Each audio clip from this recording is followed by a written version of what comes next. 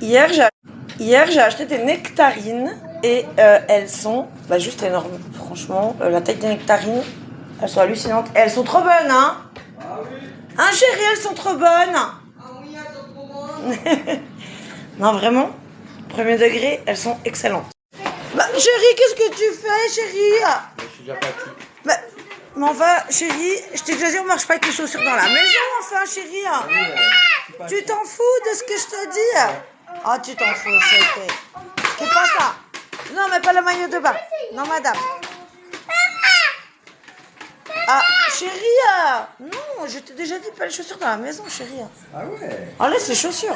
Ah oui, ils sont bien, je suis bien. Oui, tu vas les nager. Oui, tu vas les faire. Oui, tu vas les nager. Non, chérie. c'est à moi, tu vas c'est les pas nager, toi. tu vas les faire trempette. Non. S'il te plaît, chérie, pas dans la maison les chaussures, s'il te plaît, j'ai fait le ménage, s'il te plaît. Je vais les enlever. Ah, tu t'en tapes?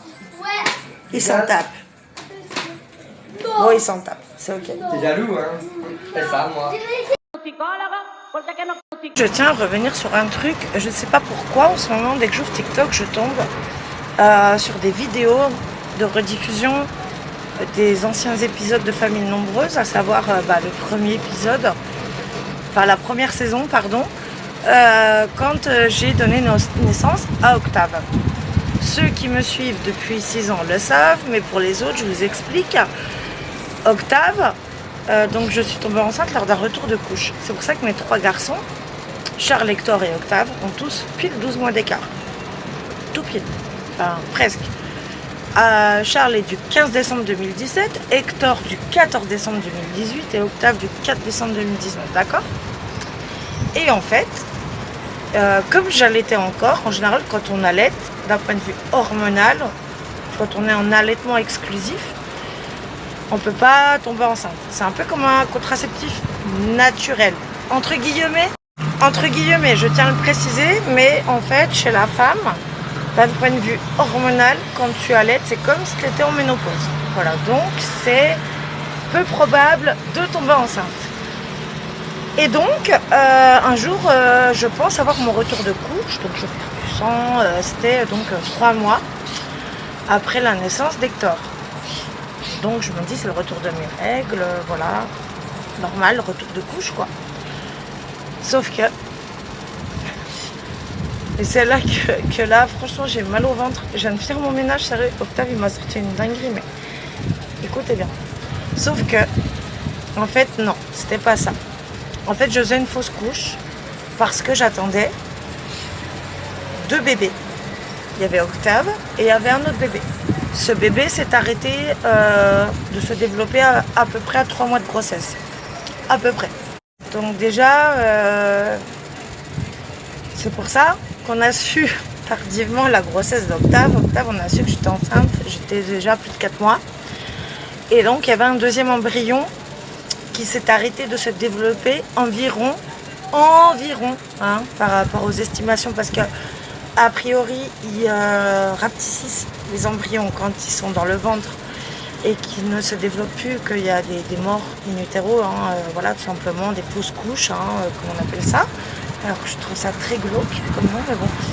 En tous les cas, voilà, par rapport au centimètre de l'embryon, il s'est à peu près arrêté de se développer à 12 semaines. Donc il était quand même déjà assez grand, il avait une tête, 2 bras, 2 jambes. Et tout à l'heure, je tombe sur la vidéo que je vous ai partagée donc de l'échographie d'Octave. Et du coup, je lui montre. Donc je lui montre parce que je trouve ça trop mignon. On le voit à l'écran en écho. Il y a Hector qui est bébé, il y a Charles qui est tout petit. Enfin, je lui montre. Et il me dit pas quoi. Putain, non mais il me dit pas qu'il a mangé son frère qui avait dans son ventre. Enfin, dans mon ventre et que maintenant il est dans son ventre. Il me dit ça. Donc sachant qu'on lui a jamais parlé, qu'il y avait un jumeau qui lui n'a pas grandi et que pour lui ma grossesse s'est arrêtée et que Octave a continué de grandir jusqu'à la naissance. Il me dit pas qu'il a mangé son frère. Et il me dit même qu'il est dans son ventre. Ouais, il me dit ça. Octave a des souvenirs très précis, visiblement, de sa vie in utero. Je sais qu'il y a eu des études de fait à ce sujet, d'ailleurs. Donc je sais que ça existe, qu'il y a eu des cas de jumeaux absorbés, voilà. Moi, on m'avait dit qu'ils partiraient en même temps que l'accouchement et que de toute façon, au fur et à mesure des mois, l'embryon allait se détériorer et que, en gros, ça passerait inaperçu, puisqu'il s'arrêtait de se développer à peine 3 mois de grossesse. Mais mon fils me dit ça, sachant que Octave n'est absolument pas au courant de ça. Je sais qu'il y a eu des études de fait sur la mémoire de la vie in utero et qu'il est prouvé scientifiquement que les enfants jusqu'à 5 ans et demi peuvent se rappeler de leur vie in utero. Mais quand il me sort qu'il a mangé son frère alors qu'il ne savait pas qu'il y avait un frère et que... Je vous jure, j'ai failli faire un malaise. Ah, il m'a fait canner le gosse. Putain. Ah non mais hallucinant. Alors je voudrais bien... Moi j'aimerais des témoignages de mamans, si vous pouvez venir à MP, qui ont vécu la même chose que moi, c'est-à-dire une grossesse gémellaire qui a débuté. Un sur les deux bébés qui n'a pas survécu et qui est décédé in utero.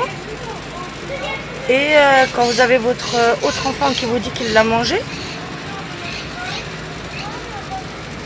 voilà, vous avez compris, je suis quand même un peu dubitative et en même temps, malgré l'imagination débordante des enfants, là je vois pas comment il peut sortir ça, quoi. C'est pas possible. Parce qu'en plus c'est fortement probable, parce que il y avait deux options, c'était soit voilà, l'embryon allait se détériorer jusqu'au moment de l'accouchement et ça se verrait pas, soit il était absorbé par son jumeau. Et il me dit qu'il a mangé son frère. Donc non mais là, ah non, il m'a tué,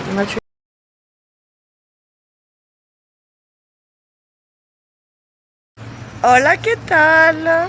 Bon, je reviens de la pharmacie. J'ai besoin d'une crème et bref.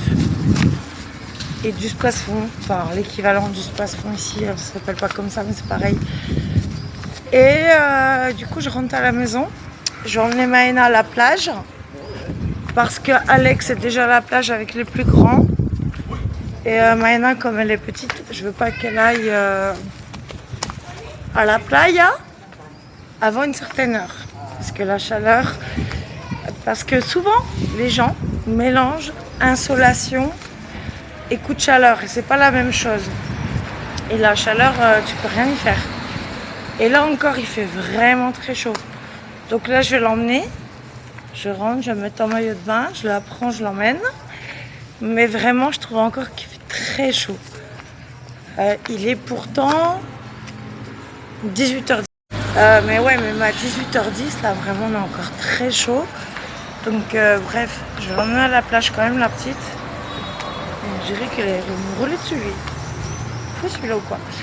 Donc, je vais l'emmener quand même à la plage. Et si je vois qu'elle a trop chaud, je rentrerai plus tôt avec elle. Parce qu'en général, quand il rentre de la plage, il est 20h, 20h30. Et là, on va voir. Parce que vraiment, il fait chaud, donc on se décale. Au niveau du rythme des repas et tout, déjà qu'ici, on mange plus tard, on vit plus tard par rapport à la France. Mais alors là, la canicule, vraiment, ça bute tout le monde. C'est terrible. C'est terrible. Vraiment, la chaleur, c'est horrible. Insupportable. Heureusement qu'on a la clim, je vous le dis. Donc voilà. Je retourne à la maison, je mets Maëna en maillot. Donc je retourne à la maison, je mets Maëna en maillot de bain, comme je disais, et go à la plage. Et moi aussi en même temps, parce que je suis pas en maillot de bain, moi. Moi, je suis en combi léopard. Donc voilà. Mais il fait vraiment très lourd. C'est étouffant. Et encore, nous, en bord de mer, on n'a pas à se plaindre parce qu'on a de l'air qu'il n'y a pas même dans les rues. Vous voyez, regardez dans les rues derrière, là d'où je viens, où je suis allée à la pharmacie que je vais d'habitude. T'as pas d'air. C'est suffocant. Les gens, ils en peuvent plus, quoi. Tu les vois, ici, il y a des points de robinet un peu partout, des points d'eau. Ils se mettent les gens la tête au robinet et tout, mais c'est horrible. Vraiment, mais la canicule, là, c'est horrible. Donc, go préparer Maïna pour la plage. Y vamos. Et moi avec. ¿Dónde está tu papá? ¿Dónde está? Porque hay mucha gente aquí. Yo no sé dónde está tu papa. Je cherche mon mari. Juste regarder la couleur du parasol. On a un parasol vert. Mais du coup, il y en a beaucoup. On va retrouver papa. Vamos a buscar. ¿Quién? Papa? Sí, vamos. Donc, on rejoint le reste de la famille à la playa. En plus, mon mari m'a demandé une course de dernière minute que j'ai dû lui faire. Et on va essayer de le trouver. Il m'a dit à côté de la guitoune de Alerta Malibu. Está aquí, mira, David Asseloff. Está aquí, mira, mira, mira, mira. Papa está aquí, mira. Si, non, je veux moi. Mon mari me dit, te baigne pas. Oui, je vais me baigner, mais momentito, non, non, non, non. Estamos aquí. Elle va chez les voisins. Elle va toucher le parasol des voisins. Je vous montre en fait la plage. Je vous la montre souvent depuis le balcon, mais vous voyez pas vraiment la taille de la plage. Elle est hyper grande en fait. C'est une plage qui est très grande. Donc c'est vrai que les gens se mettent toujours au plus près de l'eau, normal. Hein. Mais on a vraiment une très grande plage. On va pas se plaindre parce qu'on a eu des plages en France qui étaient beaucoup moins grandes que ça. Qui même, c'est vrai ou pas, Chabit? Ouais. Hein, chérie, c'est vrai. Hein, tu t'en tapes pas quand je parle? Tu t'en tapes ou pas quand je parle? Bah non. C'est quoi? Que vale bien. Maïna, à donde tu vas? Alors, pour ceux qui disent ah, elle a pas de brassard, oh, elle a pas ci, oh, elle a pas ça, jamais Maïna, elle est près de l'eau seule. Et quand elle est près de l'eau seule, elle a toujours des brassards. Voilà. C'est pas pour les 4 stories par semaine comme la tribu elle est là. Et évidemment que les enfants qui ne savent pas nager correctement ont des brassards. Maïna a des brassards, une bouée carnet. Elle a même un gilet de sauvetage qu'on n'aime pas là. Tu sais, le gilet mou là. J'aime pas, c'est pas que j'aime pas. Ouais, parce qu'en fait, avec le gilet de sauvetage, ouais, voilà, ça la met sur le dos direct dès qu'elle est dans l'eau. Donc, évidemment que les stories qu'on vous partage, Maïna, elle est toujours sous surveillance. Toujours sous surveillance. C'est la règle. Ah, on n'a jamais noyé aucun de nos gosses, il me semble. Maïna, que pasa? Elle va aller dans l'eau, la bébé. Que pasa, ma bébé? Ouh là là, les vagues. Elle est bonne, l'eau, hein. Elle a combien la flotte, là? J'ai pas regardé en arrivant. J'ai pas regardé à la guitoune à combien elle est, l'eau. Là, elle a 25-26. Ah ouais, c'est vrai qu'elle est chaude. Hein. Ah ouais, elle est super chaude. Pourquoi t'as les brassards de ton frère, toi? Maïna, ven aquí, venga, ma bébé.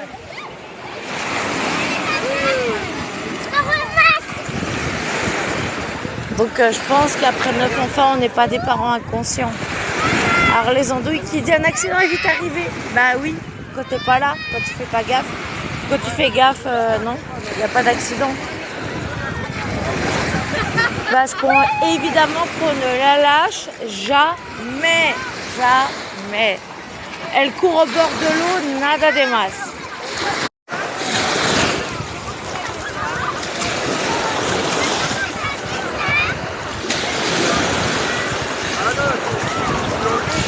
Alina, pourquoi t'as mis des brassards? Elle est sérieuse, elle. Alina, pourquoi t'as mis des brassards? Mais elle est sérieuse, t'as vu qu'elle a pris les brassards de ses frères? Mais toi, t'es iconique, hein, toi.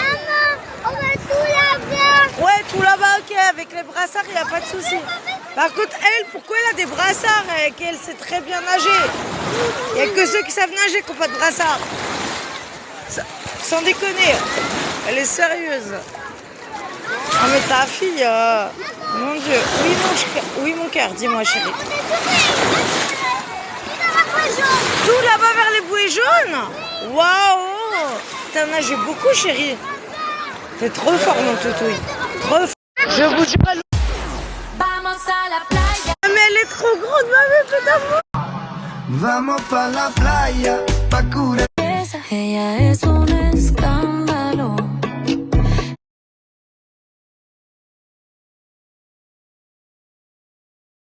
J'ai acheté des nectarines. Hier, j'ai acheté des nectarines et elles sont juste énormes. Franchement, la taille des nectarines, elles sont hallucinantes. Et elles sont trop bonnes, hein? Ah oui. Hein, chérie, elles sont trop bonnes. Ah oui, elles sont trop bonnes. Non, vraiment, premier degré, elles sont excellentes. Bah, chérie, qu'est-ce que tu fais, chérie? Je suis déjà parti. Mais enfin, chérie, je t'ai déjà dit, on marche pas avec les chaussures dans la maison, enfin, chérie. Tu t'en fous de ce que je te dis? Ah, tu t'en fous, c'était. C'est pas ça. Non, mais pas le maillot de bain. Non, madame. Ah, chérie. Non, je t'ai déjà dit, pas les chaussures dans la maison, chérie. Ah ouais. Enlève ces chaussures.